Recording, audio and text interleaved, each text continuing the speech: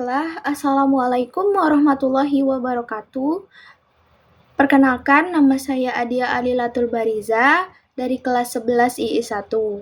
Baik Ibu, di sini saya akan menjelaskan dalam video mengenai tokoh pembaharuan dalam dunia Islam, yakni Muhammad Abduh berupa biografi dan pemikiran yang dikemukakannya. Baiklah, pertama ada biografi Muhammad Abduh.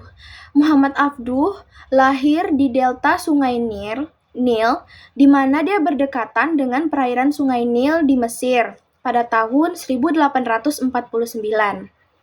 Ayahnya merupakan seorang imigran yang berasal dari Turki, tapi ayahnya itu sudah lama menetap di Mesir. Muhammad Abduh mengikuti ayahnya yang hidup berpindah-pindah karena alasan pemerintahan dari daerah Mesir tersebut. Sedangkan ibunya merupakan darah berkebangsaan Arab yang masih terhubung dengan garis keturunan atau silsilah dari keluarga Umar bin Khattab radhiyallahu anhu. Nah, pada saat ia berusia 12 tahun, ia sudah bisa menghafal Al-Quran. Sudah hafal 30 juz dengan bimbingan langsung oleh sang ayahnya.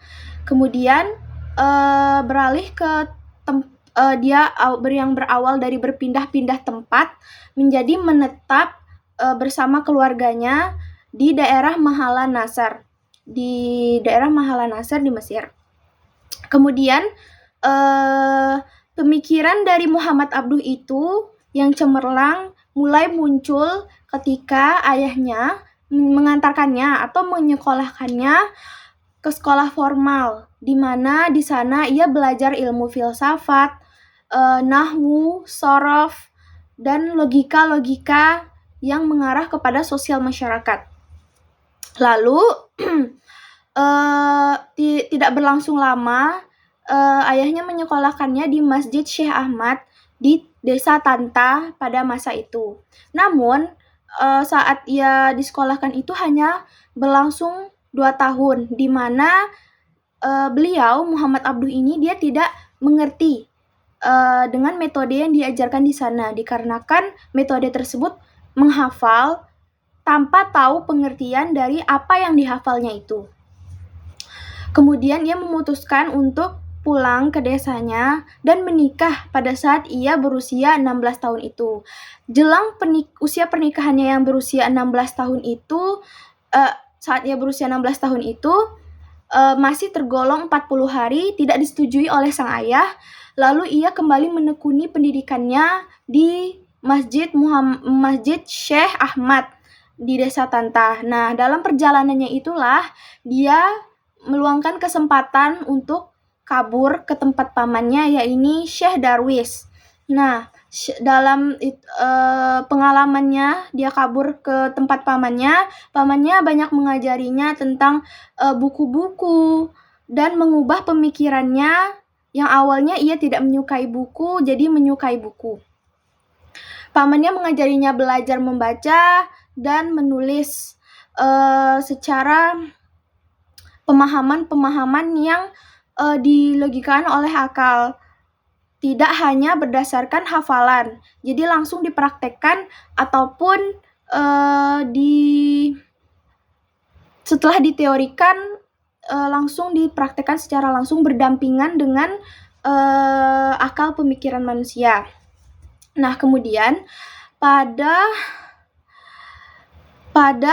1871 ia kemudian berguru kepada Jamaluddin Al-Afghani, di mana ia sangat mengidolakan beliau dengan metode dan pemikiran tentang pembaharuan Islam, di mana dia belajar tentang lebih banyak lagi tentang teori-teori ataupun menciptakan sebuah karya dan membangun sebuah komunitas. Nah, di sanalah dia mulai mengembangkan pemikirannya akan pembaharuan Islam. Nah, yang kedua kita masuk ke fase di mana pemikiran Muhammad Abduh tentang pembaharuan Islam. Itu terdiri atas beberapa pemikiran. Di sini saya akan sebutkan hanya beberapa saja. Yang pertama, ia mengemukakan bahwa ilmu agama dan ilmu pendidikan itu harus terintegrasi. Maksudnya di sini adalah harus sejalan antara akal, moral atau akhlak, dan praktek langsung. Setelah teori akan dijelaskan, akan langsung dipraktekkan. Yang kedua, ia memurnikan pembaharuan Islam lewat Al-Quran dan Al-Hadis. Kemudian yang ketiga, dia melakukan dalam Islam itu terdapat dua hal, yaitu ibadah dan muamalah. Di mana ibadah itu hubungan dengan Tuhan dan muamalah itu hubungan dengan sesama manusia. Nah, ibadah itu dia tidak memerlukan ijtihad. Nah, ijtihad di sini yang saya maksud adalah bersungguh-sungguh menggunakan tenaga fisik maupun pikirannya. Jadi dalam ibadah itu tidak perlu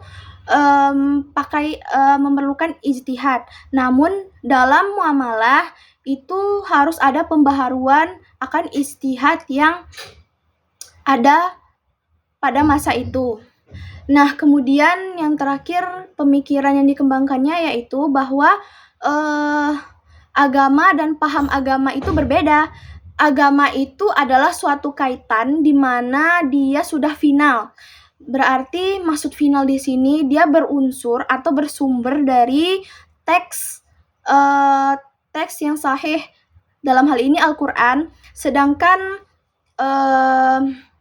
paham agama itu dia bersifat dinamis dan sesuai keadaan zaman, di mana dia menyesuaikan dengan akal pemikiran manusia.